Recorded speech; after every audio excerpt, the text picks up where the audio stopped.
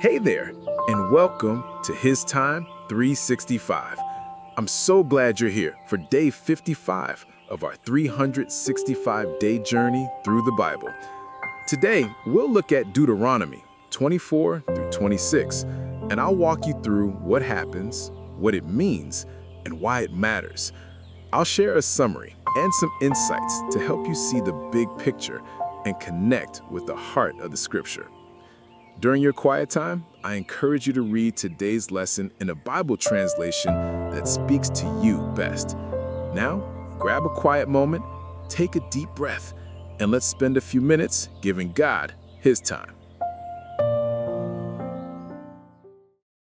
Living out justice, gratitude, and commitment. Insights from Deuteronomy 24 to 26. Have you ever wondered how ancient laws can still apply to our modern lives? Deuteronomy chapters 24 to 26 offer a profound exploration of justice, gratitude, and our commitments to God and each other. These passages are not just ancient texts, they're vibrant reminders of how we can live with integrity and purpose today. In Deuteronomy 24, the Israelites are given clear instructions about justice and compassion. The chapter opens with regulations concerning divorce. If a man finds something unseemly in his wife and decides to send her away, she is to receive a certificate of divorce. Deuteronomy 24, verse 1. This may seem harsh, but it reflects the cultural norms of the time. However, God emphasizes the importance of treating one another with dignity and care. The underlying principle here is about protecting the vulnerable, especially women who might be left without support. The chapter continues with various laws that protect the poor and the marginalized.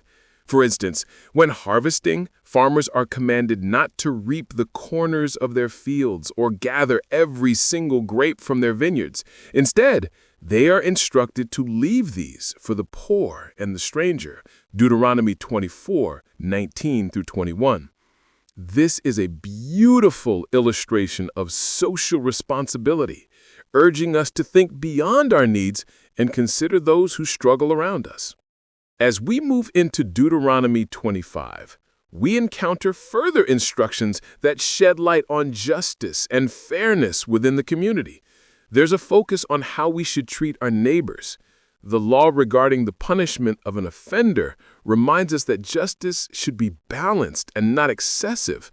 Deuteronomy 25, 2 through 3. It's easy to think of justice as simply punishment, but the true essence lies in fairness and restoration.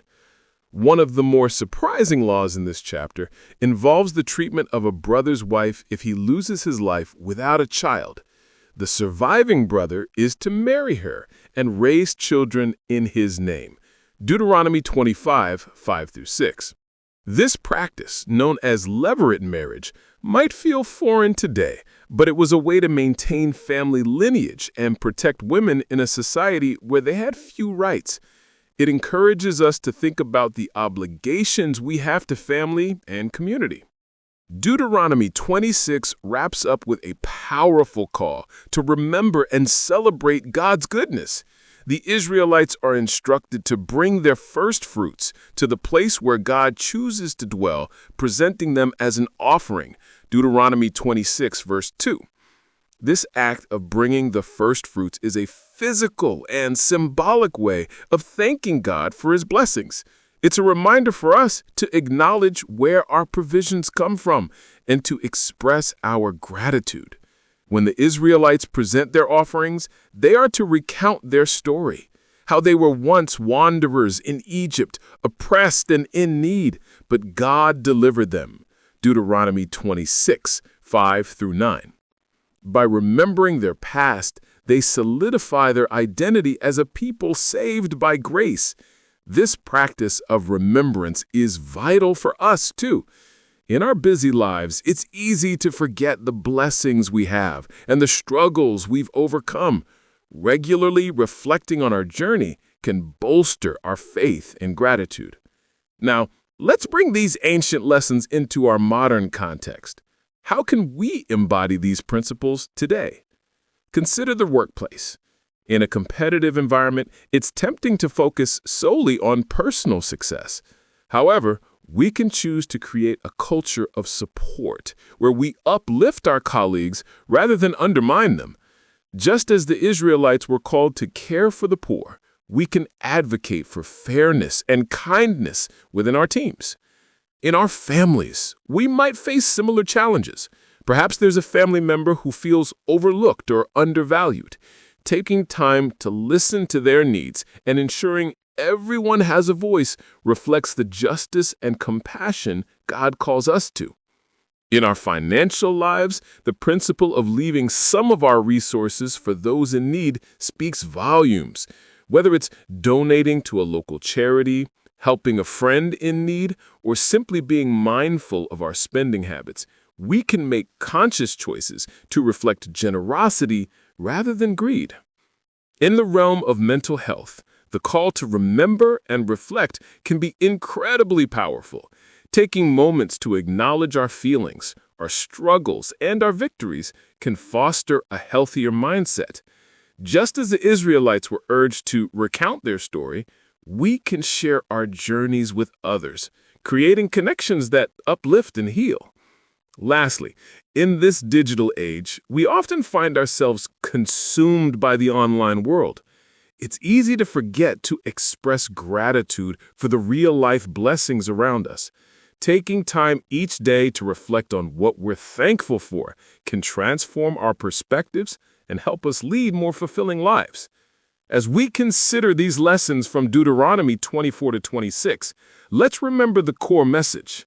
We are called to live justly, express gratitude, and honor our commitments.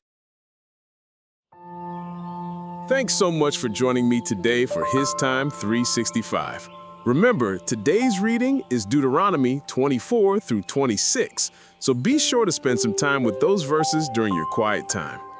Tomorrow, we'll be diving into Deuteronomy 27-29, so feel free to read ahead if you'd like to prepare. If you enjoyed this time together, don't forget to like, subscribe, and tap the bell so that you never miss a day on this journey.